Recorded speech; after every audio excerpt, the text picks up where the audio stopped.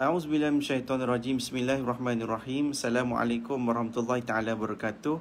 Alhamdulillahirabbil alamin wassalatu wassalamu ala asyrafil anbiya'i wal mursalin wa ala alihi washabihi ajma'in. Subhanaka la ilma lana illa ma 'allamtana innaka antal alimul hakim. Rabbi shrah li sadri wa yassir li amri wahlul 'uqdatam min lisani yafqahu qawli. Allahumma iftah 'alaina hikmataka wa anshur 'alaina min khazaini rahmatika ya arhamar rahimin. Amin ya rabbal alamin. Baik, sebelum nak mula ni, saya nak test dulu. Okay, anda dengar suara saya macam mana? Okey ke, sangat okey ke, tak berapa okey? Ataupun anda nampak saya kabur-kabur ke macam mana? Cuba bagi tahu sikit. Okay, kalau macam ni lah kita letak 1 sampai 3. Kalau tulis 1 tu kira terbaik, 2 tu so-so, 3 anda tulis maksudnya kurang elok. Okay, boleh tak saya minta tulis sekejap? 1 ke, 2 ke, 3? 1 paling bagus, 2 so-so, 3 teruk. Okay, nak test dulu.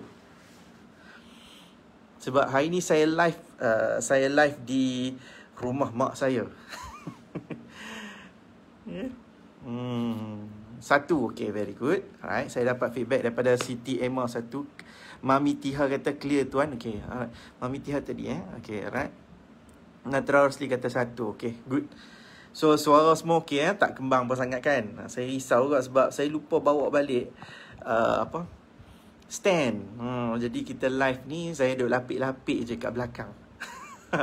Okay, tapi tak apalah. Apa tak payah tengok lah apa yang dekat depan. Apa tengok muka saya dah lah kan. Okay, so terima kasih semua yang bagi respon. Dan tulis semua 1. Alhamdulillah, lega saya. Okey, Alhamdulillah, syukur kepada Allah SWT kerana memberikan peluang kepada saya, Fahmi Ramli, untuk bersama dengan anda semua pada malam ini untuk Klinik Guaman Syari'i bagi minggu yang ke-12. Wah, 12 minggu dah saya buat Klinik Guaman Syari'i ini. Dan tak ada lagi alasan untuk orang cakap kata selalunya asyik berbayar je, tak. Okay. Berbayar tu bila kita consultation by personal, right? Yang tu kita kena jaga dari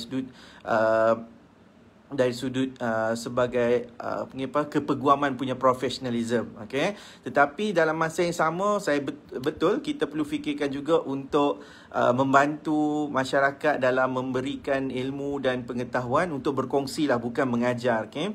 Jadi saya rasa kena ada satu plot juga untuk saya sediakan, platform untuk saya sediakan kepada anda yang nak bertanya secara percuma. Jadi saya buat satu hari, iaitu hari Rabu. Setiap hari Rabu malam Khamis adalah malam untuk anda bertanyakan soalan. Okay, so ni jangan buang masa. Siapa yang ada soalan, anda boleh tanyakan soalan. Okay, dan saya nak greeting, thank you so much kepada anda semua yang dah baca artikel saya yang terbaru dan dah tekan share, dan saya mengucapkan terima kasih banyak-banyak. Saya ada baca banyak juga komen dan saya percaya banyak yang positif, dan ada juga yang masih keliru, yang tak berapa nak faham daripada penceritaan tersebut. Dan ada juga yang masih ada pandangan negatif dan sebagainya. Itu secebis, kan? Jadi saya tak ambil berat sangat, saya tak kisah. Yang penting apa yang saya sampaikan adalah satu benda yang berdasarkan kepada ilmu dan juga pengalaman saya sendiri dalam kes.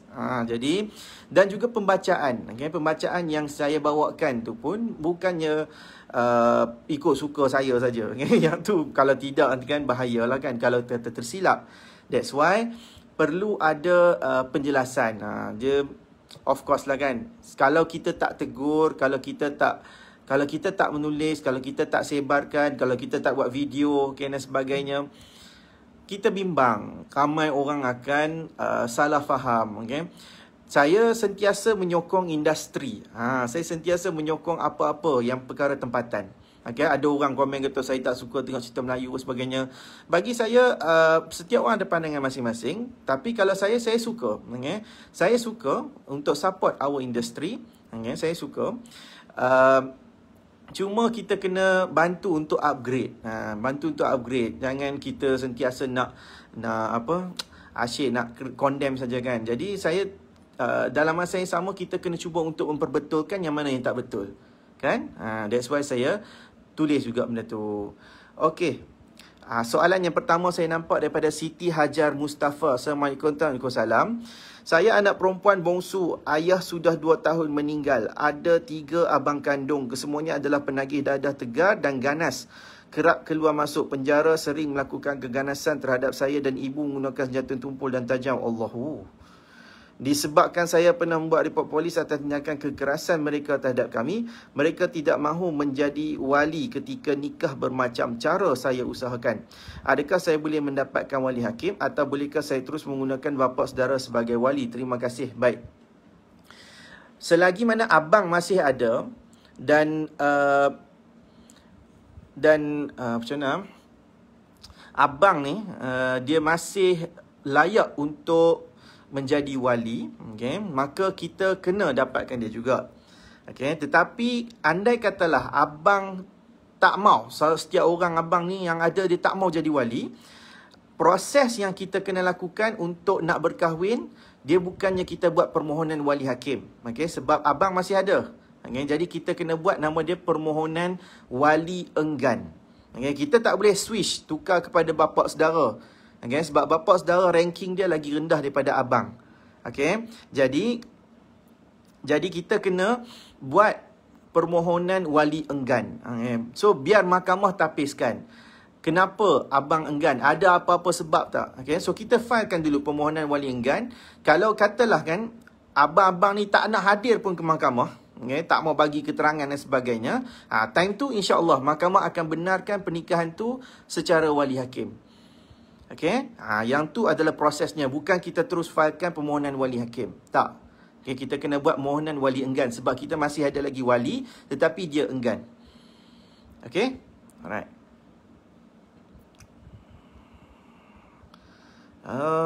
Okay. Assalamualaikum tuan. Ada seorang Ifah Nur Rashid. Okay. Assalamualaikum tuan. Waalaikumsalam. Ada seorang perempuan ni, bapa dia sudah meninggal masa dia bayi lagi. Dan mak dia pun kahwin lain. Mak dia tidak meneruskan lagi hubungan dengan keluarga arwah. Sekarang, tanpa wali dari sebelah bapa, dia dan mak dia tak mencari wali dari sebelah bapa. Padahal duduk dalam satu daerah. Perempuan itu sekarang sudah menikah di luar negara dan mempunyai 2 orang anak. Persoalan saya, macam mana status hubungan pernikahan mereka dan apa yang patut dilakukan? Okey, baik.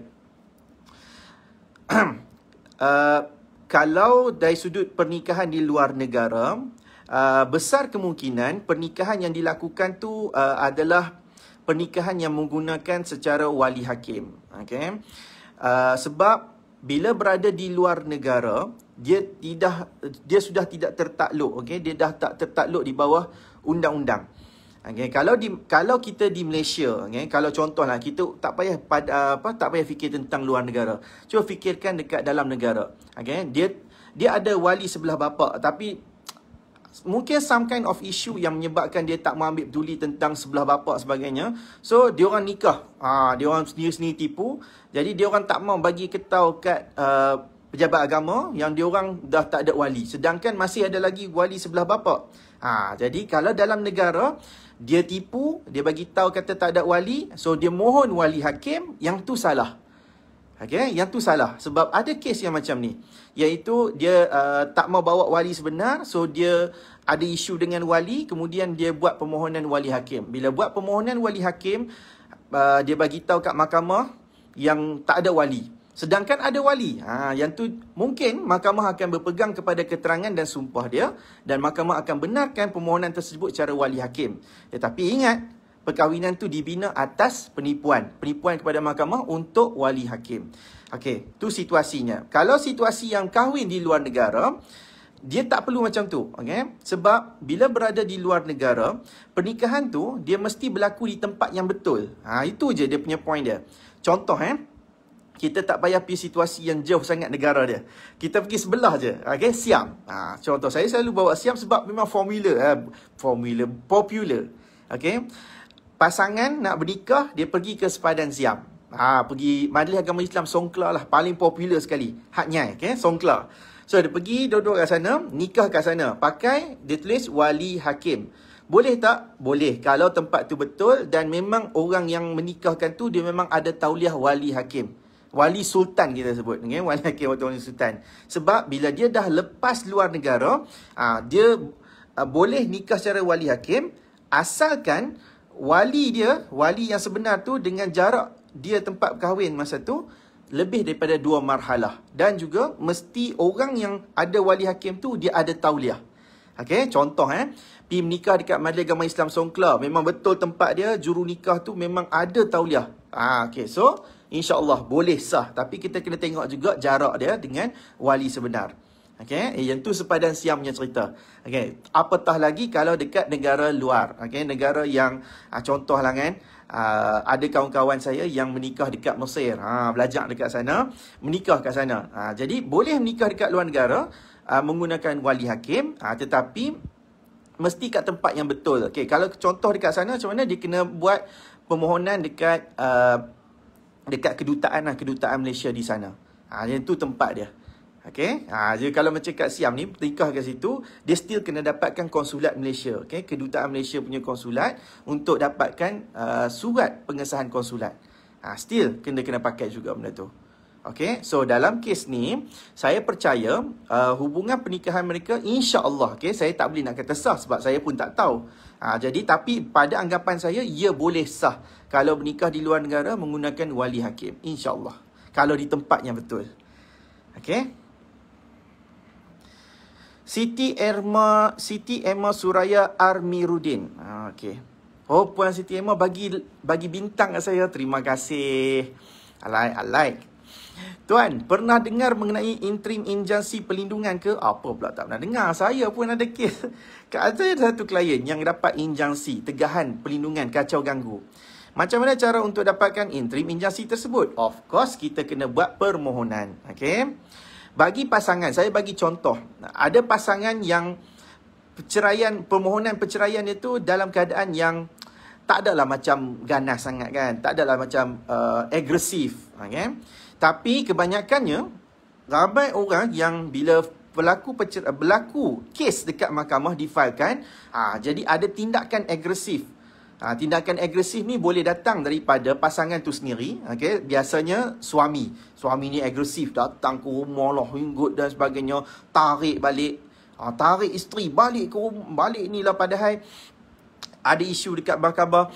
Ataupun mungkin bukan suami tu, tapi keluarga pula.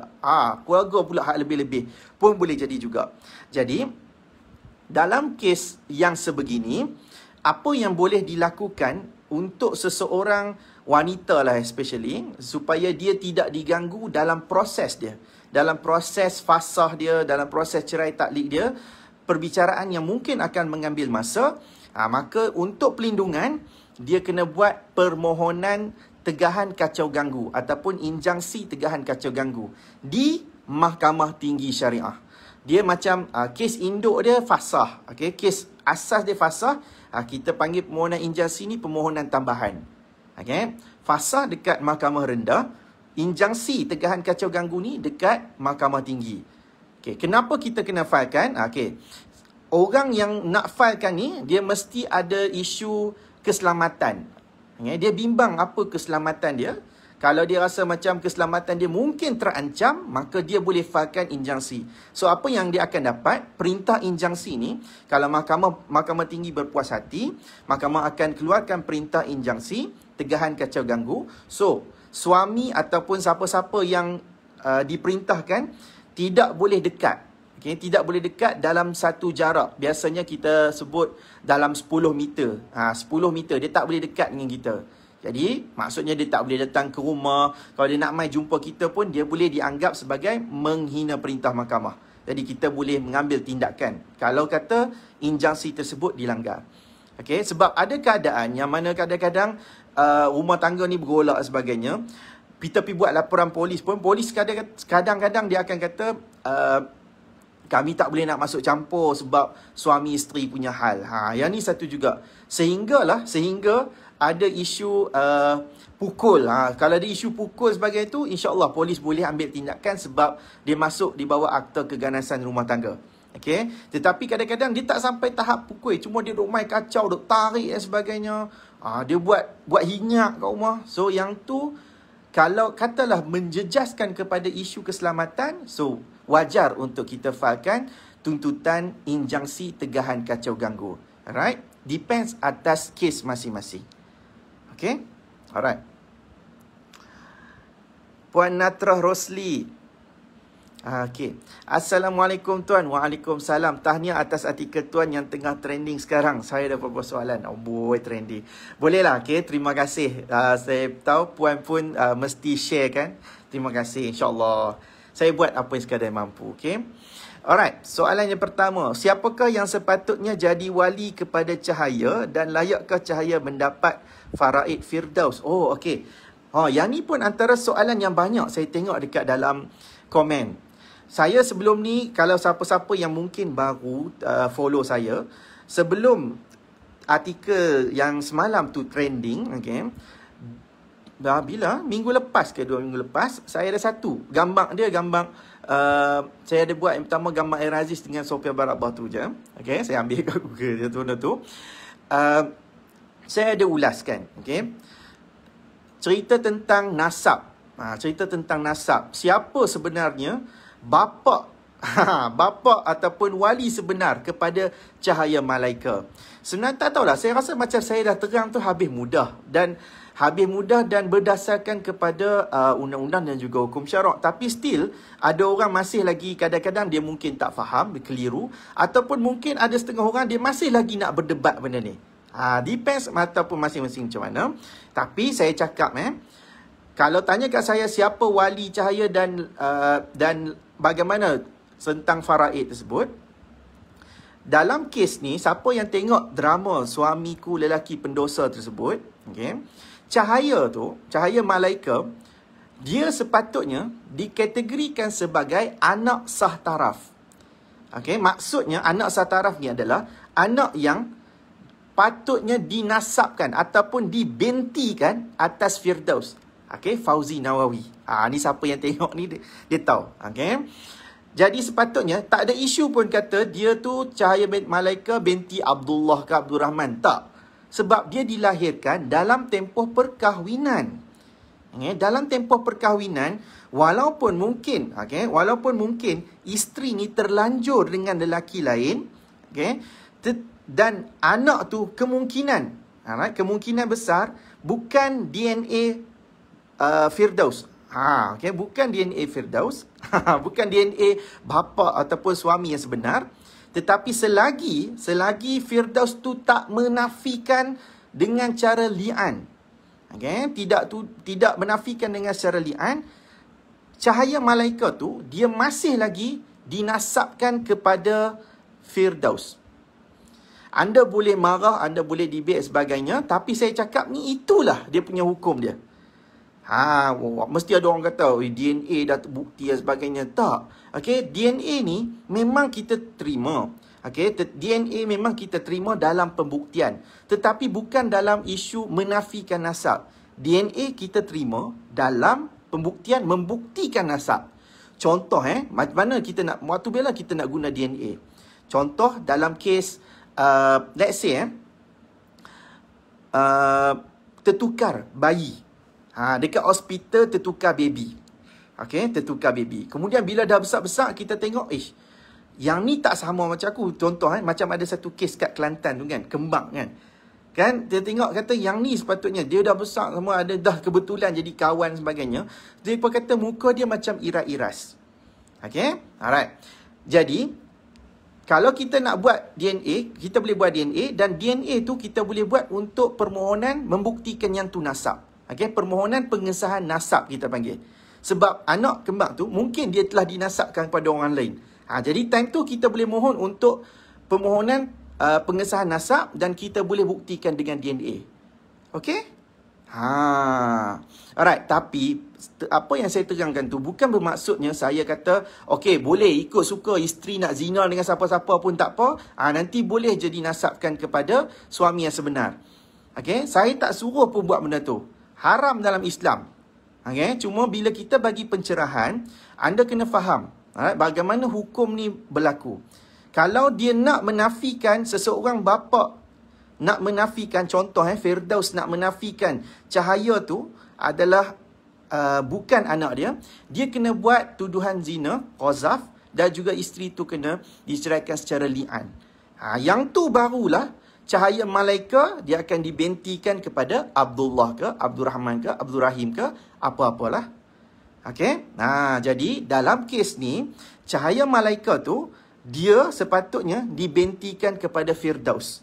Saya tak baca novel dia, saya tak tahu. Tapi dalam cerita tu pun saya pun keliru. Dia sebenarnya dia tak ceritalah dia dibentikan kepada apa kan. Tapi saya percaya dari sudut undang-undang dan juga hukum syarak, dia sepatutnya binti Firdaus.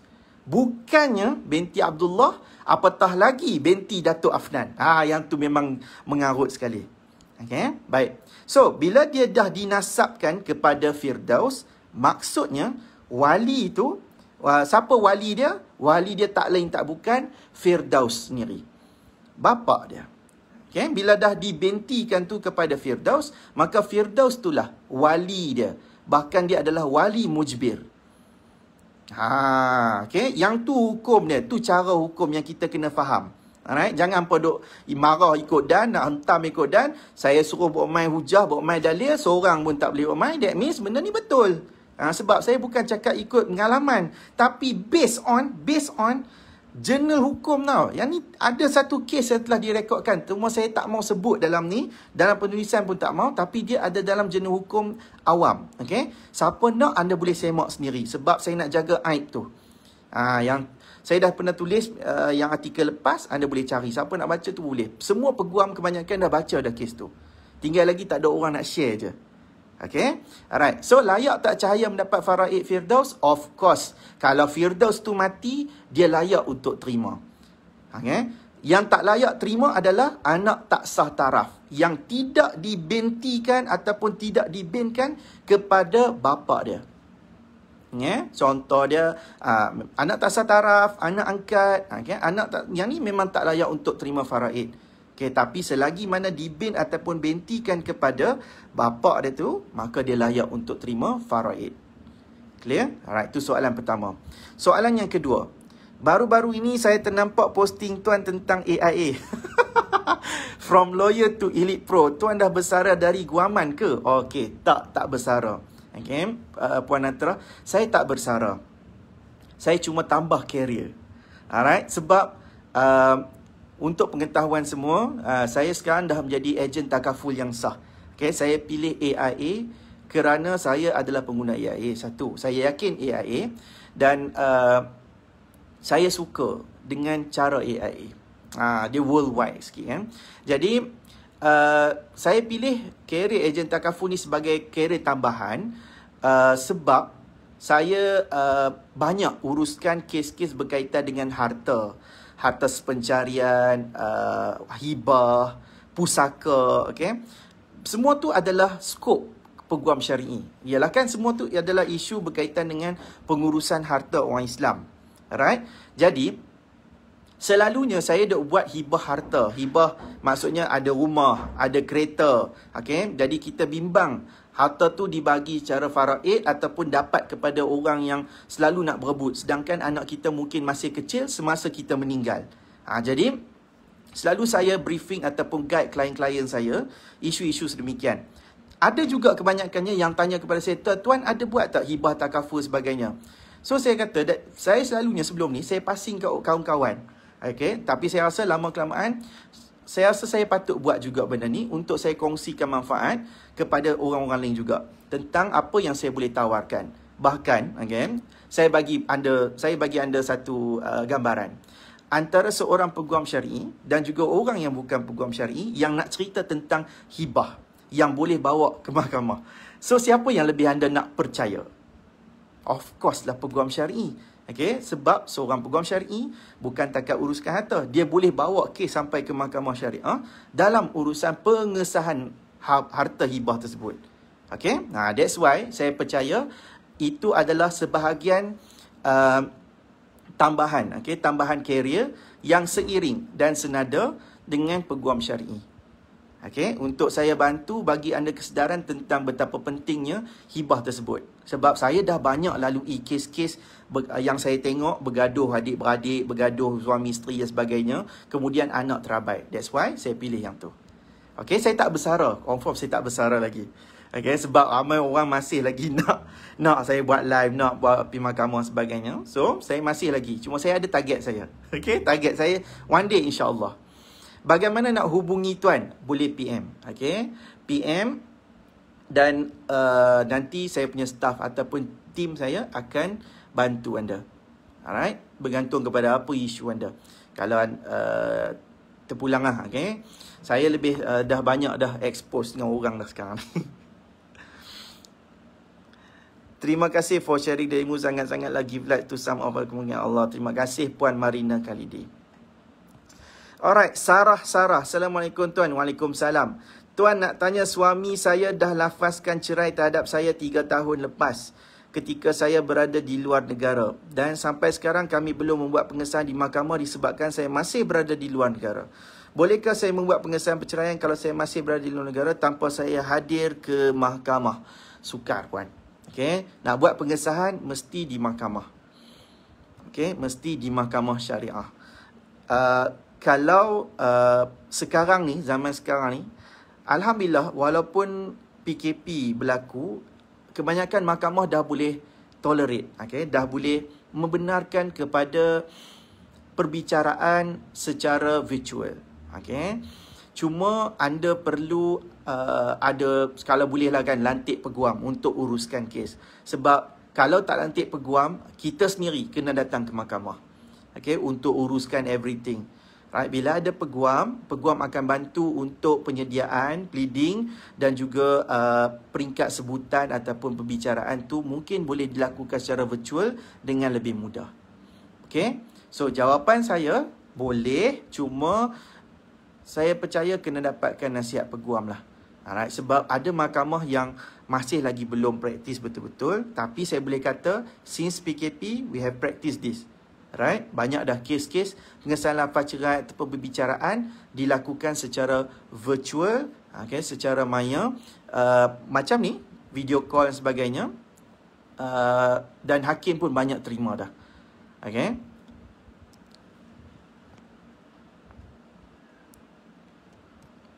Oh, wah, panjangnya. Okey, Fatin Syafiqah Abdul Azin. Assalamualaikum tuan. Waalaikumsalam. Saya telah bernikah tanpa pengetahuan kedua-dua belah pihak keluarga dengan menggunakan khidmat ejen nikah di Perlis tahun lalu dengan berwalikan hakim. Sedangkan wali saya masih ada dan kami diberitahu sijil nikah akan dikeluarkan di Siam. Pergi dah. Kami dijanjikan terima sijil nikah dalam masa terdekat. Tapi setelah sebulan kami menghubunginya semula, pihak sana meminta kami menunggu dalam masa 5 bulan. Kerana bimbang hal tersebut, kami mencari maklumat dan baru tahu nikah itu nikah sindiket. Okey, saya dah agak dah. Khilaf kami dan kami putuskan untuk tidak bersama tapi telah terlambat. Saya mengandung dan melahirkan anak dari hasil ikatan nikah yang tidak sah. Sehingga kan pihak sana tidak dapat dihubungi. Saya putuskan untuk tidak meneruskan apa-apa dengan pasangan dan masing-masing meneruskan kehidupan baru. Tapi dia masih tanggungjawab beri belanjaan anak. Saya telah daftarkan anak saya di JPN tapi tanpa nasab. Okey. Soalan saya, bagaimana proses menentukan nama Allah? Okey, baik. Baik. Yang ni saya boleh bantu anda untuk selamatkan. Okay. Pernikahan yang kita lakukan ni, okay, kalau ikutkan, ini diklasifikasi sebagai nikah sindiket. Okay. Dia lebih teruk kesan dia sebab kalau kita kata dia wali hakim, sedangkan kita bernikah dalam Malaysia, maka memang nikah tu boleh jadi nikah fasid. Sebab kita kata wali hakim, sedangkan kita tak dapat pun perintah mahkamah wali hakim. Orang ni saja datang claim, saya ni wali hakim. Macam contoh, bayangkan saya mai pakai serban semua ni, saya boleh nikahkan. Saya wali hakim. Pakai ikut suka je kan. Okay. So, memang ada kebanyakan jadi isu sebegini. Kalau menikah dekat Perlis, kita kata wali hakim, ada dapat perintah mahkamah tak wali hakim? So, kalau tidak ada, maka kita tak boleh kata kita nikah tu wali hakim secara sah. Okay? Of course, dalam kes ni nikah sindiket. Tapi, ada bezanya. Bezanya adalah kita dalam keadaan tak tahu ataupun tahu. So, dalam kes ni, kita dalam keadaan khilaf tak tahu. Okay? Memang jahil. Tak tahulah benda ni. Oh, baru tahu. Baru kenal Tuan Fahmi duk cerita benda-benda ni semua. Okay? So, yang ni lah kita sebut jahil dan kita tak tahu. Maka dalam keadaan sebegini, apa yang perlu dilakukan adalah nikah semula. Secara betul dengan pasangan. Okey, boleh nikah semula dengan pasangan. Alright?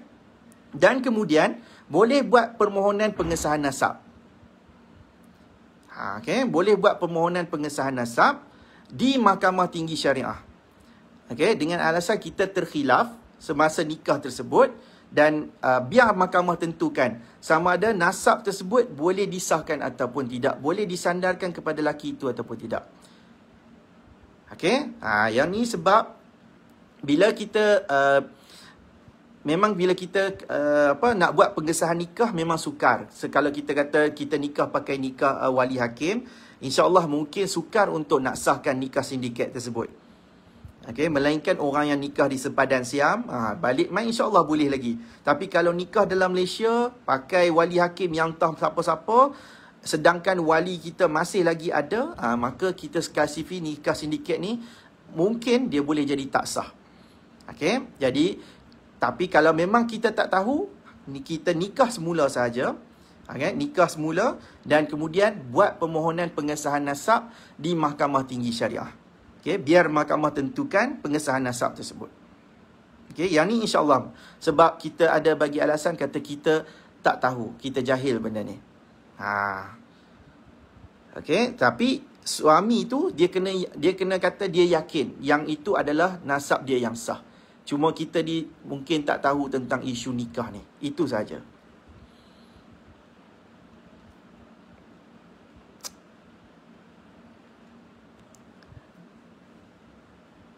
Sinar Suria. Assalamualaikum warahmatullahi wabarakatuh. Esok jom kita sama-sama panjatkan doa sepenuh malam nisfu Syakban antara waktu mustajabnya. Oh, terima kasih Puan peringatkan. Saya pun sampai lupa esok nisfu Syakban dah. Terima kasih Puan Suria, insya-Allah. Okay, esok sama-sama kita panjatkan doa. Terima kasih Puan remind. Bagus. Salam Tuan TFR. Salam. Tuan Minah sahabat-sahabat Maimun. Salam Kak Kia. Okey, Utip Austrina. Assalamualaikum Tuan. Waalaikumsalam. Akankah hak jagaan anak dapat kepada ibu yang bukan warga negara? Anak umur 4 tahun dan 4 bulan. Tak kisah Puan. Okey. Ibu warga negara apa pun tak jadi isu. Asalkan dia ibu yang beragama Islam. Even macam baru ni pun kan ada isu lah kan yang isu ibu bukan Islam. Ada pandangan, ada pandangan yang mengatakan ibu wajib diberi hak jagaan kepada orang Islam. Tapi ada juga pandangan kata wajib untuk kekal bagi kepada ibu kalau anak tu masih kecil. Jadi saya dalam hal ni saya berpandangan ibu, bagi pada ibu. Tambah-tambah anak kecil, tak kisahlah warga negara apa sekalipun.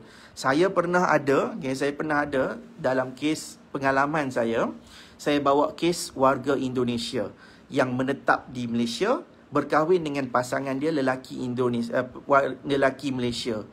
Kemudian bercerai dan kemudian dia nak buat tuntutan hak jagaan anak. Saya filekan di Mahkamah Tinggi Syariah. Saya tak mau bagi tahu negeri manalah. Alright, boleh difilekan. Walaupun dia tidak ada kad pengenalan sebagainya, tapi dia ada pasport. Masuk secara betul. Jadi dia boleh masih boleh membuat tuntutan di mahkamah. Alright, ibu bukan warga negara pun layak. Undang-undang bukan untuk syariah ni, bukan isu dia warga negara tak warga negara. Keadilan tu patut diutamakan. Lan FX, salam Tuan, Waalaikumsalam. Kalau isteri lari ikut lelaki lain, apa tindakan yang patut dilakukan? Apa tindakan undang-undang terhadap kejadian itu? Baik. Kalau spesifiknya, saya ada baca satu artikel yang ditulis oleh peguam lain. Dia kata, tidak ada undang-undang yang boleh diambil tindakan terhadap pasangan yang curang. Saya cakap, ya betul. Tak ada satu undang-undang khas. Alright? Even, kalau even pun ada satu peruntukan yang mungkin ada negeri ada, mungkin negeri tak ada. Iaitu berkaitan dengan jenayah keluarga. Iaitu kacau ganggu orang ketiga. Baik. Dalam kes ni, kalau kita nak buat tindakan sendiri pun kita tak boleh. Tetapi kita hanya boleh laporkan kepada pejabat agama saja. Dan pejabat agama saja yang akan boleh mengambil tindakan, itu pun atas siasatan diorang. kita tak boleh ambil apa-apa tindakan. Yang tu kalau kata dari sudut kita nak ambil tindakan spesifik kepada lelaki yang kacau tu ke, ataupun isteri kita sendiri ke bab tu. Memang tidak ada satu tindakan yang jelas untuk buat apa kepada pasangan tersebut. Tetapi dari sudut lelaki, untuk isu sebegini, dia ada dua pilihan kita. Dua kan? Tiga lah. Saya bagi tiga lah. Pilihan yang pertama adalah kita cuba nasihat. Nasihat dan pujuk dengan cara yang baik. Yang ni adalah perkara yang dianjurkan dalam Islam. Jadi kita nasihat dan pujuk dengan cara yang baik, mengorat balik dengan cara yang baik, tegur, bagi amaran kepada lelaki tu dan sebagainya. Yang ni lah yang pertama. Saya lebih pilih yang ni, tanpa melalui proses mahkamah. Yang keduanya, pilihan yang kedua, kalau tak jalan juga, so kita akan go through untuk kalau nak filekan, kita boleh filekan tuntutan sabitan nusyuz, ataupun dia mula dengan kembali taat dulu. Permohonan kembali taat ni dia mesti ada proses dia, iaitu kita dah nasihat, dah pisah tempat tidur, dah apa lagi pisah tempat tidur, dah pukul dengan pukulan tidak menyakitkan dengan kain. Maksudnya ujung kain, ujung bantal pun macam tu saja. Ni saya cakap bukan main-main tau. Yang ni saya ikut prosedur hukum syarak. Dan kemudian baru kita bagi notis. Notis untuk isteri kembali taat. Dan selepas notis tu bagi pun dia tak taat juga, baru kita boleh buat permohonan kembali taat dan sabitan nusyuz. Yang ni kalau katalah mahkamah sabitkan yang isteri ini nusyuz, maka dia tak layak untuk dapat nafkah. Isteri tak layak untuk dapat nafkah dalam tempoh perkahwinan. Dia masih lagi isteri. Dia masih lagi isteri, cuma dia tak layak dapat nafkah. Tanggung sendirilah makan minum. Itu dia punya kesan dia. Alright? Ataupun tapi dia kalau nak patah balik tu kita tak ada apa-apa. Sebab nusyuz ni kesan dia yang tu saja. Kalau kata berlaku perceraian pun dia tak layak dapat nafkah iddah. Baik. Ataupun option yang ketiga. Option yang ketiga adalah yang ni pun dalam Islam pun kata, kita ambil isteri tu, kita nikah dia, pinang dia, semua tu dengan cara yang baik. Kalau kita dah tak boleh nak teruskan tu, kita lepaskanlah dengan cara yang baik. Sebab dalam Islam pun dia tak kata haram. Tak kata haram hukum dia untuk bercerai. So, cuma dia adalah perkara yang dimurkai Allah sahaja. Tapi kalau kata benda tu memang dah tak boleh diselamatkan, mendatangkan mudarat kepada diri kita sebagainya, maka kita boleh untuk melepaskan dengan cara yang baik. Dalam Islam pun sebut, ambil cara yang baik, lepas pun cara yang baik. Alright. Tu 3 choice lah. Syauki Isa. Assalamualaikum Ustaz. Aduh, janganlah panggil saya Ustaz, Cik Syauki. Saya ni kan habis licin dah ni. Janggut apa pun tak ada.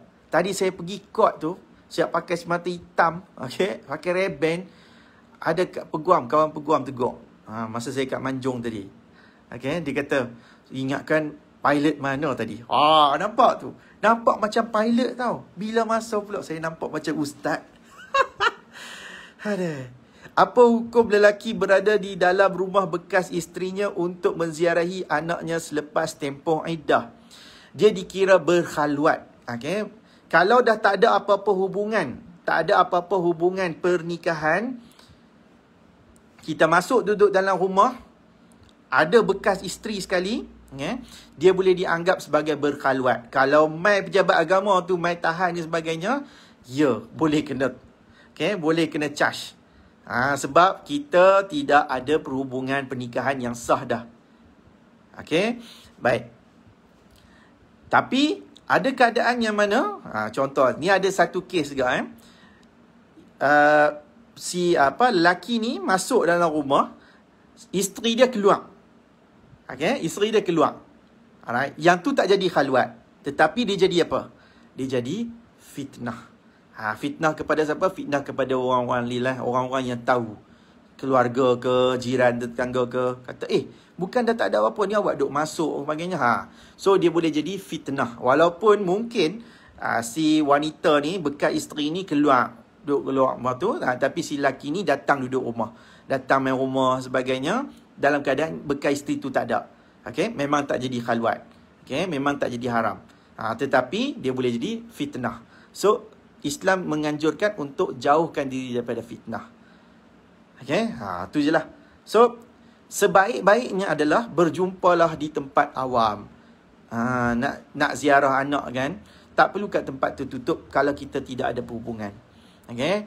Lain lah kalau kata bercerai tetapi masih dalam iddah raj'i. Bila masih dalam iddah raj'i, yang tu tak jadi apa-apa lagi. Alright, sebab iddah raj'i, iddah yang diceraikan dengan talak 1 ataupun talak 2, okay, isteri masih lagi dalam tempoh iddah 3 kali suci. So, dia masih lagi dianggap sebagai isteri. Masih boleh duduk serumah, cuma duduk kena bilik berasingan. Tapi kalau nak balik, kita kena ada lafaz rujuk. Okay, macam mana lafaz cerai? Kena ada juga lafaz rujuk. Baru kita boleh bersama semula. Tapi kalau dah habis dah tempoh iddah raj'i, ataupun dicerai tu dengan fasah ke, tebus talak ke, yang talak bain, dah tak ada apa-apa dah. So, kita tak boleh duduk serumah. Okay? Tak boleh duduk serumah masa tu. Dia boleh jadi khalwat kat situ. Zahafiz, tuan saya dari Bangi. Oh, jauhnya Bangi ya. Zuraidah Muhammad. Assalamualaikum tuan. Waalaikumsalam. Saya bergaduh dengan suami, lalu saya berkata kita cerai. Lalu suami balas, dah cerai. Cerai lah. Adakah itu lafaz cerai? Dah sebut perkataan cerai kan? Okay. Bila seseorang lelaki, seseorang lelaki dia lafazkan perkataan ataupun ayat penyata. Directly, ayat penyata. Ayat penyata ni macam mana? Maksudnya, aku ceraikan hang. Okay? Cerai. Okay, kita cerai lah. Okay? Yang tu ayat penyata kan? Kalau dia kata, cerai ke? Cerai ke? Ke tu kan macam soalan. Kan? Ataupun, nak cerai sekarang ke? Okay. Yang tu semua soalan. So, kalau penyatanya, kita cerai. Okay, fine. Kita cerai. Alright. Ataupun, aku ceraikan hang dengan talak 1. Ni biasa standard kan? Okay, baik. Kalau perkataan yang disebut tu, cerai, talak, firaq dan sirah. Orang Melayu jarang sebut firaq dengan sirah ni. Okay, biasanya kita guna 2. Ataupun satu lagi. Yang jenis speaking ni, I divorce you. Divorce. Kalau semak dalam kamus pun, maksud dia cerai. Okay, baik.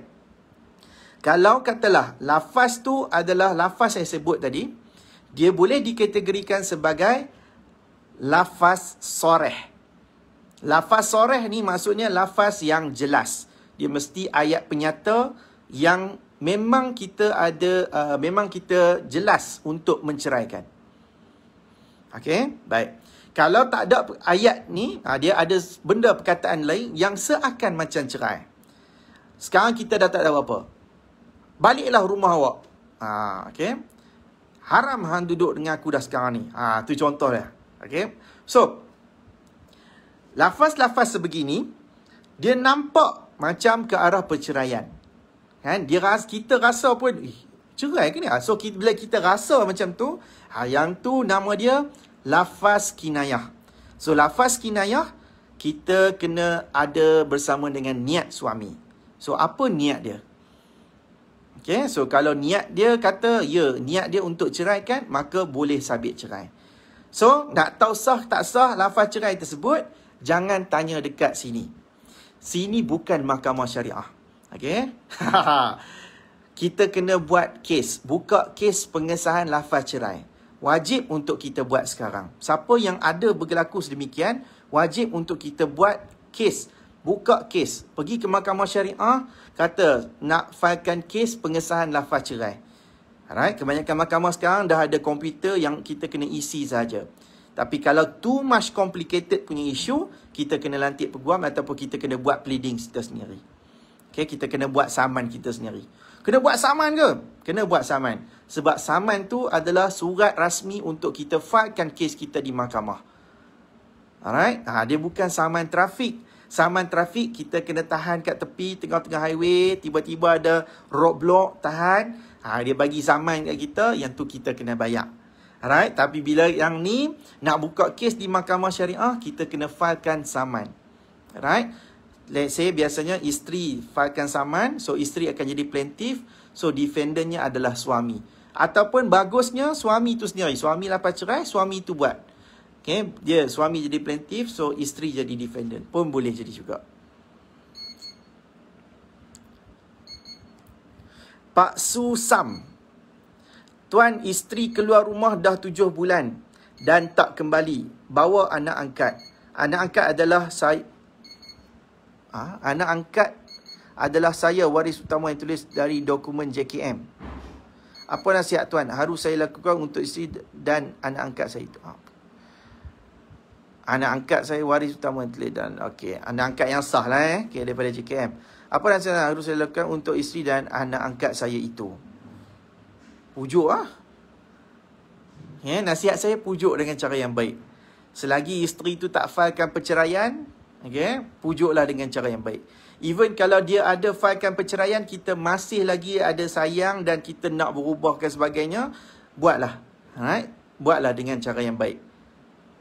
Banyak juga kes kita yang bila isteri dah filekan, so suami ni pujuk dengan cara yang baik. Dia tak lawan tapi dia pujuk, cuba berubah, ajak pergi kaunseling, ajak buat apa-apalah kan. Untuk pujuk balik, selesai masalah. Ya, isteri boleh tarik balik kes. Tapi kalau tak ada filekan kes apa-apa lagi, pujuk je lah. Okay? Kalau kita tak mau dah benda ni, kita sendirilah ambil tindakan selanjutnya. Okay? Boleh filekan ataupun melepaskan isteri dengan cara yang baik di mahkamah syariah. Itu je lah. Kalau kita sayang, filekan. Kalau kita sayang, pujuk. Kalau kita dah tak mau, lepaskan dengan cara yang baik. Filekan perceraian. Itu je lah nasihat saya. Nur Zarina Ismail. Okey, apa ni? Assalamualaikum tuan, Waalaikumsalam. Saya nak tanya, seorang bapa tiri tidak wajib memberi nafkah kepada anak tiri. Betulkah? Betul. Okay. Nafkah anak tiri ditanggung oleh bapa dia yang asal. Okay. Kalau anak tiri ni let's say lah kan, anak tiri ni anak tak sah taraf, jadi dia ikutkan dia tak ada bapa. Okay, tak ada bapa kandung. Bila tidak ada bapa kandung, maka yang tanggungnya 100% ibu. Okay, anak tak sah taraf, hak jagaan, nafkah anak tertanggung atas ibu. Okay, tetapi kalau anak sah taraf, dia tertanggung atas si bapa dan juga keluarga bapa. Okay, bapa dan keluarga bapa. Maksudnya kalau bapa tak ada, dah meninggal ke, dia pergi kepada datuk. Ataupun kalau datuk tak ada, dia pergi kepada bapa saudara. Bapa saudara kepada anak tersebut. Okay. So, jadi kalau katalah untuk anak tiri, nafkah dia tu bergantung kepada status dia. Kalau dia masih anak sah taraf, maka bapa dia yang asal. Kalau dia bukan anak sah taraf, maka tertanggung ke atas ibunya. Bapa tiri dia tak wajib. Kita nak filekan kes nafkah anak. Filekan, nak tuntut pasal apa? Bapa tiri. Dekat kaunter pun dah kena tolak dah. Okay, dah kaunter pun dah tolak dah sebab tak menepati undang-undang dan juga hukum syarak. So tapi katakanlah bapa tiri ni seorang yang baik, okay? Seorang yang berhati mulia lah. So kita tak boleh filekan, okay? Memang tak boleh filekan di mahkamah. Cuma dia atas ihsan dia, dia bagi. Kalau dia tak bagi pun, kita tak boleh nak buat apa-apa. Alright? Sebab dia bapa tiri dan juga anak tiri. Kasih sayang itu soal kasih sayang. Nafkah is all about tanggungjawab yang tertakluk kepada hukum syarak. Okay? Alright.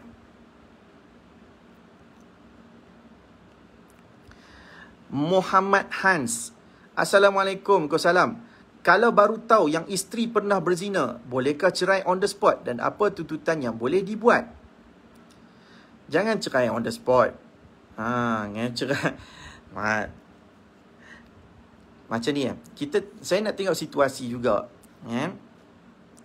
Kalau isteri tu zina, okay, baru kita tahu, Kita tak tahu sebelum ni, tapi lepas tu baru kita tahu. Dan macam mana? Dan kita tak ada anak. Tak ada anak dilahirkan pun atas zina tersebut. So, kita boleh ceraikan dengan cara yang biasa. Cuma perceraian cara biasa ni dekat mahkamah syariah. Kalau kita tak mau cerai cara biasa, kita boleh filekan perceraian secara fasah. Right? Sebab dalam fasah tak semestinya isteri boleh tuntut, suami pun boleh tuntut fasah. Dalam undang-undang ni sebut fasah pun sama ada suami ataupun isteri. So, suami pun boleh filekan fasah dengan alasan apa? Dengan alasan isteri telah berkelakuan keji. So, boleh. Alright, boleh filekan fasah atas isteri berkelakuan keji mengikut hukum syarak. So, biar tapi kita kena ada perbicaraan kes fasah tersebut. So, panjang lah. Daripada benda boleh jadi pendek, tapi boleh jadi panjang. Okay. So, tapi katakanlah kan, kita tahu kata isteri kita zina, kita tuduh kata dia zina. Tapi dia menafikan. So, kita kena buat tuduhan qazaf. Okay? Kita kena laporkan kepada kepada pejabat agama. Okay? Kita tuduh kata isteri kita berzina. Alright. So, kalau kita tidak ada saksi, kita tidak ada saksi zina, iaitu 4 orang lelaki, kita seorang saja nampak, ataupun kita seorang saja yang tahu. Okay? Dalam keadaan isteri pula tak mengaku. Dia kata, tak ada, mana ada, tak mengaku. Okay. So, maksudnya tak ada. Kita pun tak ada saksi. Yang tu kita sebut qazaf, tuduhan zina. Dalam keadaan kita tidak mampu untuk bawa 4 orang saksi lelaki yang adil. Okay, baik. Bila tuduhan qazaf tersebut berlaku dan masih lagi isteri ni menafikan, maka ketika itu barulah kita boleh buat permohonan cerai li'an. Permohonan cerai li'an ni maksudnya sumpah laknat. Laknat lah. So, kita akan ada proses dia. Yang mana hakim akan memberi nasihat. Sumpah untuk kepada suami. Sumpah kata dia tahu isteri dia zina. Dan isteri pula sumpah untuk menafikan yang dia berzina. So, dia ada prosedur dia. Dan selepas selesai sumpah menyumpah ni dekat dalam mahkamah syariah, bukan dekat luar, dekat dalam mahkamah syariah depan hakim, maka bila selesai tumpah laknat tersebut, sabit cerai secara li'an, maka bila sabit cerai li'an, maka haram untuk selama-lamanya. Tak boleh dah kahwin dah. Tak boleh kahwin dah masa tu dengan bekas isteri tersebut. So, kalau situasi yang zina, ada anak, macam cerita Dila kan, suamiku lelaki pendosa tu. So, zina ada anak, yang kalau sampai li'an tu, maka baru ketika itu anak tu tidak boleh dibinkan kepada kita. So, nasihat saya, kalau kita tahu pun isteri kita tu berzina, tanya dulu dan sebagainya. Kalau memang betul tu, so kita kena filekan fasah. Dan apa kesan dia? Kesan dia adalah isteri tak layak untuk tuntut nafkah iddah, tak layak untuk tuntut mut'ah. Tak layak untuk mut'ah. Tapi benda lain boleh tuntut tak? Kalau melibatkan dengan wang, contohnya harta sepencarian, sumbangan dia semasa dalam tempoh perkahwinan, sumbangan terhadap pembelian rumah, boleh tuntut. Hutang dalam perkahwinan, kita buat pinjaman dekat isteri, pinjam duit isteri 10,000 nak buka kedai, tapi kedai lingkup, tapi kita pula tak bayar. So, dia boleh tuntut hutang dalam perkahwinan sebab dia melibatkan kepada sumbangan wang ringgit dia. Hutang tetap hutang. Harta pencarian dianggap sebagai hutang juga. So, yang tu boleh tuntut. Dan apa tuntutan yang boleh dibuat? Tuntutan boleh dibuat. Tu je lah kan. Saya nak siapa ni, tu je lah. Suami ni kita bukan boleh tuntut apa-apa sangat, melainkan hutang je dekat isteri ni. Kalau isteri ada buat pinjam duit kat kita, dia pinjam duit kat kita, dia kata dia nak buka bisnes. Pinjam. Kita boleh buat loan, pinjam 20,000 nak buat kedai. Dia nak buat kedai kek. Kedai kek tak jadi apa pun tak ada. Lingkup. So, dia hutang tetap hutang. So, bekas suami boleh tuntut kepada bekas isteri kalau benda tu hutang.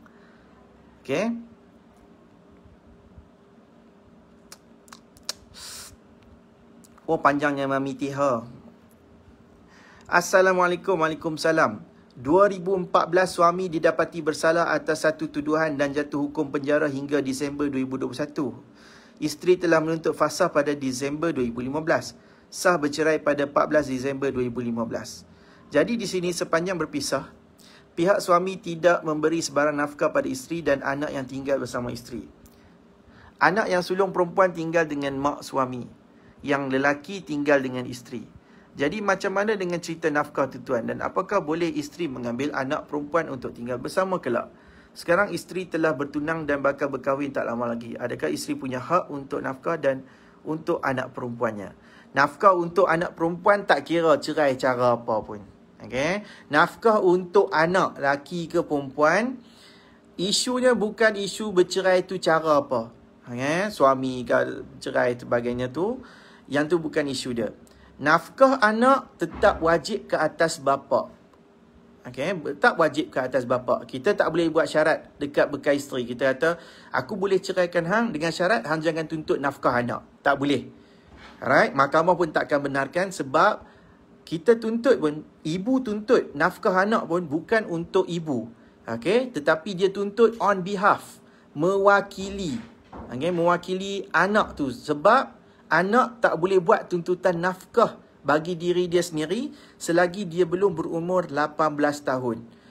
Alright? Selepas dia berumur 18 tahun, dia masih lagi belajar sampai ke degree, tak berkahwin, right, tak bekerja, fokus hati-hati belajar saja, maka anak tu boleh filekan nafkah untuk diri dia sendiri. Okey? Kalau dia bawah daripada 18, dia masih lagi 17 dan ke bawah, anak duduk dengan ibu, maka kita boleh buat tuntutan nafkah anak. Kalau anak duduk dengan bapa, maka tak boleh buat tuntutan nafkah anak sebab anak duduk dengan bapa, bapa dah tanggunglah kat situ. Okay, cukup ke tak cukup ke? Yang tu isu dia. Sebab dia dah tanggung. Okay, tapi kalau kita tengok anak ni, nafkah dia tak terurus, kita juga yang duk bagi, tapi anak ni duduk dengan si ayah dia, kita boleh buat tuntutan hak jagaan anak. Alright? Untuk bagi tahu kebajikan anak tu. Akan lebih terbela kalau duduk dengan kita. Tu je lah. Alright? Tapi soal nafkah is nafkah. So, dia tak ada kaitan dengan apa jenis perceraian pun. Okay.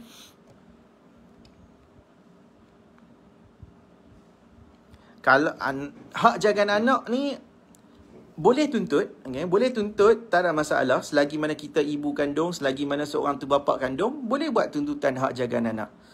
Okay? Cumanya layak ataupun tidak. Tapi tengok faktor anak juga. Anak tu umur berapa? Anak perempuan kalau umur dia dah 9 tahun. Okay? Dah 9 tahun dah. Maka anak ni boleh buat pilihan. Okay? Dia boleh buat pilihan. Dia nak duduk dengan ayah boleh, nak duduk dengan mak pun boleh. Kalau anak perempuan kurang daripada 9 tahun, yang ni dia lebih kuat kepada ibu untuk dapat. Tetapi ibu pun kena ada penuhi kelayakan dia dari sudut undang-undang yang ditetapkan dan juga berdasarkan kepada keperluan. Siapa yang lebih layak untuk jaga kebajikan? Sama ada ibu ataupun bapa. Maka kita kena buktikan yang kita boleh jaga kebajikan anak. Di mahkamah syariah. Okey. Pergi berapa dah ni? Alah, jam ni rosak. Jam kira apa sekarang?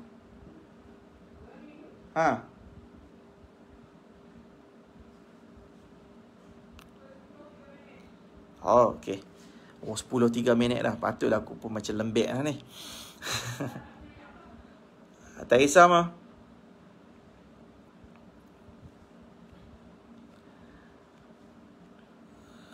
Okey. Saya mah tak. Cik tak habis gini. Syarifah Imtiaz. Assalamualaikum Ustazah. Yang ni rare.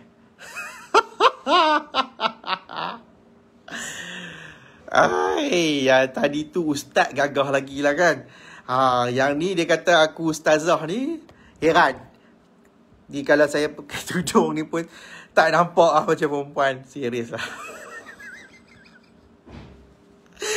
Risau aku. Typo kot no. Okay lah, typo lah. Kata. Aduh, mampus ni. Sepupu saya telah bercerai dengan isterinya. Si ibu telah filekan kes penjagaan anak sebagai penjagaan kekal di Mahkamah Tinggi Kelantan. si bapa tinggal di Terengganu. Sepanjang bercerai, si bapa tidak pernah culas dalam perbelanjaan anak setiap bulan. Tapi si ibu hanya membenarkan si bapa berjumpa dengan anak dalam sehari atau 2 hari tanpa bermalam. Kiranya ambil pagi, pulangkan petang. Esok datang lagi, ambil pagi, pulang petang. Si bapa bekerja di offshore Terengganu dan cuti tidak menentu. Jadi di sini agak membebankan si bapa untuk berjumpa anak hanya 2 hari tanpa bermalam. Dan dari segi kewangan, si bapa pula agak leceh jika ke Kelantan kena bayar homestay, minyak, makan, minum sana seperti tidak berbaloi datang jauh tapi dapat luangkan masa dengan anak hanya 2 hari tanpa bermalam. Soalan saya, bolehkah si bapa failkan kes untuk hak jagaan anak selama si bapa berada di darat? Nak failkan kes di Mahkamah Tinggi Terengganu. Si bapa sekarang tinggal bersama bapanya, bukan tinggal berseorangan. Okey, baik. Tadi dah ada, okey, bila dah ada perintah, okey, bila dah ada perintah hak jagaan kekal di Mahkamah Tinggi Kelantan, dan dalam perintah tu tidak ada perintah bermalam, maka ibu tu tak dikira melanggar perintah. Dia mungkin akan tertulis dalam perintah tu hak untuk melawat dan bermesra dengan anak tersebut. Maka melawat dan bermesra ni macam ni lah, melawat dan bermesra. Okay, mungkin mahkamah tak benarkan bermalam kat situ. Ataupun ada persetujuan tak ambil bermalam. Wallahualam, saya tak tahu. Okay. Baik. Andai katalah kita rasakan kita berhak nak bermalam. Okay. Kita nak failkan tuntutan, kita nak dapatkan hak bermalam. Okay. Kita tak boleh failkan di Terengganu. Kita kena failkan ubah perintah di negeri Kelantan. Negeri yang mengeluarkan perintah hak jagaan tu. Okay, jom. Walaupun suami ni, bekas suami si bapa ni dah duduk kat Terengganu, Mostatin kat Terengganu, IC Terengganu, semua Terengganu. Okay. Tapi disebabkan perintah tu dikeluarkan di Mahkamah Tinggi Syariah Kelantan, maka kita kena buat ubah perintah tu dekat Kelantan. Okay. Atas sebab perintah tersebut dikeluarkan oleh Kelantan. Right. So, kita boleh buat ubah perintah untuk mohon supaya ditambah hak untuk melawat, bermesra dan bermalam. So, kita kena bagi hujah, kita kena bagi alasan kenapa kita patut dapat bermalam. Alright? Jadi, kalau kita nak ubah perintah ni, daripada tak ada bermalam, kita nak dapat bermalam. Jadi, kita kena buktikan kenapa kita layak dan bagaimana kita boleh menjaga kebajikan anak bila bermalam dengan kita. Tapi saya nasihatkan, bab bermalam ni kena tengok juga faktor yang paling penting. Ada 2. Iaitu faktor anak ni. Umur berapa tahun. Kalau umur dia masih lagi kecil, masih lagi menyusu, kita nak mohon bermalam pun insya-Allah memang payah. Saya boleh bercakap tu terang. Okay? Sebab faktor dia tak pernah berpisah susu lagi dengan ibu dia. Okay? Kalau masih kecil. Saya pun ada juga yang mana tak dapat bagi anak yang umur 4 tahun ke bawah pun masih lagi belum dapat. 5 tahun boleh cubalah untuk dapat bermalam tu. Okay. Faktor yang kedua adalah faktor jantina. Faktor jantina pun penting juga untuk nak menentukan bermalam ataupun tidak. Okay. So, tapi yang paling penting antara 2 faktor ni, faktor yang paling utama sekali, kebajikan. Okay, bagaimana kita boleh buktikan, kita boleh yakinkan kepada mahkamah yang kita boleh jaga kebajikan anak walaupun duduk bermalam dengan kita semasa kita berada di darat ataupun bercuti dan sebagainya. Okay, so kalau tak ada perintah malam, maka kita tak boleh kata orang tu melanggar perintah sebagainya sebab dah ada perintah. Okay, alright. Suryani send 75 star. Terima kasih bagi kat saya 75 bintang. Alhamdulillah. Thank you. Fizah Ismail. Assalamualaikum tuan. Harap dapat penjelasan tentang ni. Adakah mahkamah luluskan permohonan poligami sedangkan suami tidak berkemampuan? Alasannya suami berzina dan wanita tersebut sudah mengandung. Bab ni saya tak boleh nak komen lebih. Agak prejudis. Okay? Agak prejudis sebab prejudis ni maksudnya, kalau saya cakap macam tu, seolah-olah macam, let's say lah saya bagi pandangan yang bertentangan. Seolah-olah saya condemn mahkamah. Okay? Seolah-olah saya condemn mahkamah yang buat keputusan seolah-olah salah. Okay? Saya tak boleh macam tu. Saya percaya mesti ada sebab yang tertentu yang mahkamah pertimbangkan untuk membenarkan suami berpoligami walaupun mungkin dia tidak berkemampuan. Okey, baik. Saya tak mau nak jawab soalan ni Puan Fiza, saya mohon maaf. Sebab soalan ni dia boleh jadi prejudis dan dia boleh membahayakan kepada saya sendiri juga. Saya tak boleh macam tu. Saya kena hormat. Apa keputusan mahkamah, kita kena hormat. Kalaupun mungkin kita terkhilaf dengan mahkamah, kita kena buat rayuan atas keputusan tu.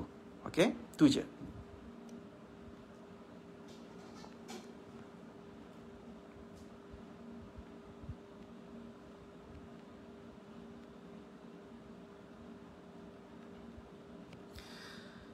Saudagar Haruman. Oh, weh. Korang jual minyak wangi ya. Saya menikah di Mesir tapi guna Syekh Azhar. Tapi balik Malaysia dekat setahun juga baru selesai. Tapi lah ni nak jadi ejen nikah di Songkla. Oh, okey. Ni pengalaman. Alright, siapa yang rasa macam nak tanya benda tu kat dia, boleh tanya dekat Saudagar Haruman ni. Dia ada pengalaman sendiri nikah kat sana. Si Somo. Salam Tuan, Waalaikumsalam. Kalau suami cerai dalam mesej, iddahnya kalau nak rujuk dalam masa 3 kali suci ke? Cerai dalam mesej, okey. Koma. Iddahnya kalau nak rujuk dalam masa 3 kali suci ke dalam masa 3 bulan? Okey. Iddah rajai ini boleh jadi 3 kali suci, boleh jadi 3 bulan. Bergantung kepada apa? Bergantung kepada diri perempuan tu. Okey. Standard kalau perempuan yang masih lagi datang haid, normal. Normal datang haid macam biasa, 3 kali suci. Okay, so 3 kali suci. Kalau normal. Kalau haid dia tak normal, darah tak berhenti-berhenti. Okay, tak berhenti-berhenti. Berhenti sat dalam 3 hari, lepas tu lagi sambung balik panjang pula. Okay, so bila jadi macam tu, 3 bulan. Okay, ataupun cerai tu, wanita tu dalam keadaan yang dia menopause. Menopause maksudnya dah tak datang haid. Alright? Dia 3 bulan. Okay? So dalam tempoh tu lah. So kalau katalah masih datang period elok dan sebagainya, so lafaz rujuk mesti berlaku dalam keadaan yang antara nak sampai ke 3 kali suci tu. Kalau dah sampai suci yang ketiga, maka habislah iddah dia dengan isteri tersebut. Maka tak boleh dah ada lafaz rujuk. Okay? Sama kalau kata isteri ni dah tak datang haid, so dia kira 3 bulan. Contoh lafaz cerai 1 hari bulan 1. So dia punya ending dia adalah 1 hari bulan 3 lah kan. So 1 hari bulan 3. So dalam tempoh tu lah. Alright? Simple. Wan Aziang, bolehkah Tuan memberi penjelasan tentang caveat? Caveat ni adalah sekatan harta lah kan. Dalam mahkamah syariah kita tak buat caveat, tetapi kita boleh apply ni dekat mahkamah pusaka ke, dekat mahkamah dekat pejabat tanah kan. So caveat ni maksudnya kita sekat tanah tu daripada dijual ataupun dipindah milik. Alright, atas sebab ada urusan kes lah. Contohnya kita caveatkan tanah tu, halang tanah ni daripada transaksi dijual dan sebagainya sebab kita nak selesaikan isu pusaka. Isu pusaka dulu ataupun isu harta sepencarian dulu ke. Okay? Right. Rozi Muhammad send 50 star. Thank you Puan Rozi. Wah, bestnya saya dapat star malam ni Ana Maria, ni hal tanah pusaka, siapa yang berhak sepatutnya? Soalan tadi ke tak kan? Apa soalannya? Siapa berhak ke atas tanah pusaka? Orang yang berhak lah, waris lah. Okay? Suami, isteri, anak, mak, ayah, adik-beradik, datuk. Banyak kalau nak cerita tu apa yang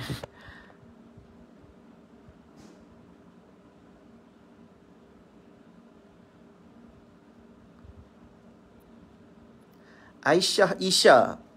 Assalamualaikum Tuan Fahmi. Waalaikumsalam. Mau tanya, kalau anak tak sah tarafkan, anak tu di bawah jagaan ibu 100%. Betul? Hak ibu 100%. Tersangat betul. Contoh, jika kalau si ibu meninggal, adakah si ibu boleh serahkan anak tu kepada keluarga sebelah ibu? Ibu tu dah meninggal, macam mana dia nak serahkan? Diuruskan urusan dia dekat dalam kubur lah. Okay. Baik, katakanlah ibu ni meninggal. Siapa yang boleh ambil jagaan anak tu? Right? Siapa yang layak untuk ambil jagaan anak tersebut? Keluarga sebelah ibu. Dia akan pergi sebelah ibu, nenek dia, kakak, adik pun, siapalah yang sebelah ibu lah. Sebab anak tak asal taraf, walaupun mungkin dia ada bapa biological. Ada bapa biological. Saya ambil contoh, kita ambil contoh drama tu lah. Suamiku lelaki pendosa. Cahaya Malaika tu kan, kita katakanlah Firdaus, Fauzi Nawawi tu, dia buat li'an. Dia buat cerai li'an. So, memang dia nafikan yang tu anak dia. Let's say macam tu. Kemudian, Cahaya Malaika tu dibentikan kepada Abdullah. So, dia adalah anak sandaran kepada ibunya sahaja. Alright. Let's say, Datuk Afnan. Aku dia drama aja kan.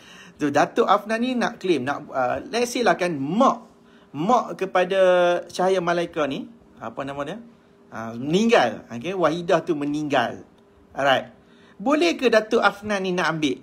Nak buat tuntutan hak jagaan? Let's say lah Cahaya Malaika ni kecil lagi. Ni dah besar dah kahwin dengan Era Aziz tu kan. Din Ilyas. Dibayangkan Cahaya Malaika tu kecil. So dia kecil, mak dia meninggal. Alright. Firdaus ni pun dah nafikan nasab dah.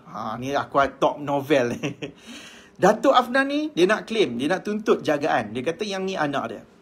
Tak boleh. Alright. Walaupun DNA ataupun biological ataupun benih ataupun sperma, dia tu memang membuktikan yang tu adalah anak dia. Tapi dari sudut Islam, dari sudut hukum syarak, dia hanyalah bapa biological. Bapa biological bukan dikira bapa kandung. Alright, jadi dia tak layak untuk buat tuntutan jagaan anak tersebut. Siapa yang layak? Yang layaknya adalah keluarga kepada si ibu tu. Saya tak tahu siapa kan. Dalam drama tu tak ada kan. Macam tu lah kisahnya. Faham kot no? Alright. Anak tak sah taraf, dia tak ada bapa kandung. Maka bila tak ada bapa kandung, dia adalah 100% kepada ibu dan keluarga sebelah ibu.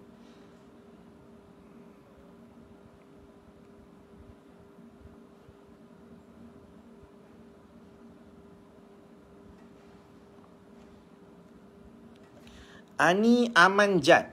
Assalamualaikum tuan. Salam. Suami kahwin seorang lagi secara sindiket. Apa perlu isteri buat? Kalau isteri buat laporan pejabat agama, apa akan jadi pada suami dan madu? Buat laporan je lah. Kita tak boleh nak buat apa-apa tindakan benda ni. So, laporkan kepada pejabat agama sahaja. Alright. Kalaulah kan pejabat agama kata tak boleh buat apa-apa, mungkin yang boleh buat pun adalah rush je. Rush tangkap khaluat je. Lah kita tahu suami kita ni dia duduk dekat mana dengan pasangan yang dia nikah sindiket tersebut. So kita laporkan kata ada khaluat. So dia mungkin tangkap khaluat saja. So time tu baru mungkinlah dia nak kena buat pengesahan nikah dan sebagainya. Yang tu je lah. Tapi kalau kita nak paksa dia suruh pergi buat pengesahan nikah semua tu, tak boleh. Dia sendiri. Nikah sindiket apatah lagi lah. Darah Pendekar. Nama Facebook pun macam-macam no. Tuan, jika bercerai cara baik, dia boleh tuntut apa-apa tak bini kita tu? Ni cara cakap ni orang Kedah ni. Kita ni macam kita lah. Alright. Cerai cara baik, alright, bergantung. Kalau masa kita bercerai tu, kita tidak meletakkan syarat. Kita cerai macam biasa saja tanpa meletakkan syarat. Selepas pada tu habis iddah ke, dia masih lagi boleh buat tuntutan. Tapi katakanlah semasa nak bercerai tu, isteri fahamkan perceraian cara baik. Suami kata saya setuju untuk cerai tapi ada syarat. Syarat dia kita kena tengok syarat yang bertepatan dengan hukum syarak dan undang-undang. Syarat dia kata awak tak boleh tuntut nafkah iddah, tak boleh tuntut mut'ah, tak boleh tuntut nafkah tertunggak. 3 ni saja. Dia sama seperti kesan nusyus. So, isteri kata, saya setuju, saya tak akan tuntut benda ni. Alright? Masa depan hakim, rekodkan benda ni. Bila ada rekod benda ni, maka selepas cerai, dia tak boleh tuntut benda tu. Okay. Tapi katakanlah kita nak rekod kata tak mau setuju takkan tuntut atas pencarian. Jadi tak boleh rekod kat mahkamah rendah. Alright. So suami kata jangan tuntut juga atas pencarian. So mungkinlah kan ada setengah isteri kata saya setuju. Okay. Saya setuju tak mau tuntut atas pencarian pun nak cerai saja. Alright. Kita maklum pada mahkamah pun mahkamah rendah takkan boleh untuk rekodkan benda tu. So kita kena bawa kes ke mahkamah tinggi. Dia mungkin boleh masuk dalam perintah tu tapi dia tak ada nilai. Kita kena endorse di mahkamah tinggi juga benda tu. Alright. Tapi kalau tidak ada record, okay, cerai saja. Mungkin ada setengah orang dia ceraikan isteri saja dekat dalam mahkamah. Mungkin mula-mula setuju, sama-sama setuju cerai cara baik. Tiba-tiba selepas habis iddah, bekas isteri filekan tuntutan nafkah iddah, tuntut mut'ah, tuntut nafkah tunggak, tuntut atas pencarian, tuntut hak jagaan anak, tuntut nafkah anak, tuntut hutang. Boom. Banyak pula file dia tuntut kan. Jadi dia layak untuk. Sebab tidak ada apa-apa perintah yang menghalang untuk dia membuat tuntutan tersebut. Okay. Alright. Saya percaya itu je kot untuk malam ni. Lama dah saya live, 1 jam lebih dah. Okay, itu saja daripada saya, Fahmi Ramli. Thank you so much kepada anda semua yang bertanya pada malam ni. So, siapa yang sempat saya jawab soalan, sempat. Okay, tapi pesan saya lain kali, siapa yang saya tak sempat jawab soalan, maksudnya kena masuk awal nanti. Okay, masuk awal untuk tanya soalan. Okay. Alright, itu saja daripada saya, Fahmi Ramli. Kita jumpa insya-Allah pada hari Ahad. Okay, Ahad malam Isnin. Kalau tak ada aral melintang, insya-Allah kita akan live pada hari Ahad malam Isnin. Tapi live malam Ahad malam Isnin, dia bukan live tu saya buka soalan terus macam hari ni. Hari ni memang buka soalan sebab nama pun Klinik Guaman. Okay, Klinik Guaman Syar'i ini memang tujuan dia untuk jawab soalan. Okay, tetapi kalau hari Ahad malam Isnin tu, saya akan ulas tajuk dulu. Saya akan kupaskan topik yang saya nak kupaskan. Lepas saya dah habis tu, baru saya akan ambil soalan. Okay. Alright, itu kita punya plan pada tahun 2022 ni. Okay, itu saja daripada saya, Fahmi Ramli. Thank you so much kepada semua yang dah bertanya, yang dah dapat soalan dan yang dah dapat jawapan. Saya mengucapkan semoga anda dipermudahkan segala urusan yang anda lalui sekarang. Okay, alright, itu saja daripada saya, Fahmi Ramli. Aqulu qawli haza wa nastaghfirullahal azim li wa lakum. Wassalamualaikum warahmatullahi taala wabarakatuh. Jumpa lagi. Bye bye.